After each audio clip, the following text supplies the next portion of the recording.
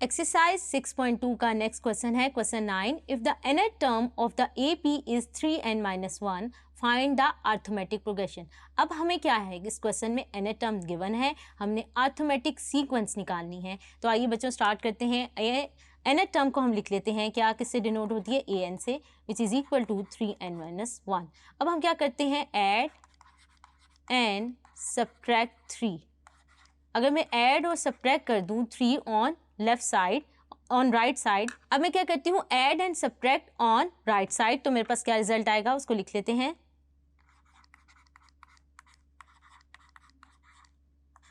तो यहां से मैं लिख लेती हूँ 2, ये क्या आ जाएगा, और प्लस 3n-3।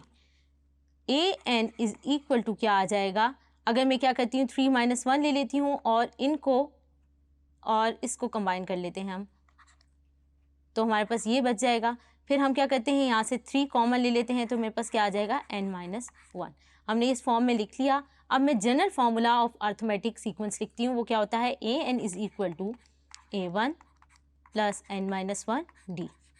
तो इससे हम क्या करते हैं, कंपेयर कर लेते हैं। कंपेयरिंग 1 and 2 क्या रिजल्ट आएगा हमारे पास, पहले हम लिख लेते हैं। अब आप देखें a1 अगर हम कंपेयर करें तो a1 हमारे पास यहाँ से क्या आ रहा है, 2, और कंपेयर करें तो d मेरे पास क्या आ रहा है, d इज इक्वल टू 3। अब मैंने क्या करना है, अर्थमेटिक सीक्वेंस जनरेट करनी है। तो मेरे पास a1 और d की वैल्यूज आ गई हैं, तो मैं a2 लिख लेती हूँ, क्योंकि a2 और a1 और a3 हम ये सब टर्म्स लिखेंगे तो हमारे पास क्या आ जाएगी, अर्थमेटिक सीक्वेंस आ जाएगी। तो आइए स्टार्ट करते हैं। अगर मैं a2 लिखूँ तो वो क्या होगी, a1 प्लस d, और a1 हमारे पास क्या थी, अगर मैं यहाँ से क्या करूँ, a1 सॉल्व कर लूँ तो a1 क्या आ जाएगी मेरे पास, a1 मैंने यहाँ पे फाइंड आउट की थी, विच इज़ इक्वल टू 2। तो यहाँ से a2 मेरे पास क्या आ जाएगा, 2 प्लस d इज 3, यहाँ से क्या आ जाएगा 5। इसी तरह a3 मेरे पास क्या हो जाएगी, a1 प्लस 2d। तो a3 में यहाँ पे फाइंड कर लूँ, a1 is 2 and d is equal to 3। तो यहाँ लिख लेते हैं हम, ये मेरे पास क्या आ जाएगा, a3 अगर इसको सॉल्व कर लें तो 2 3 = 6, 6 + 2 8।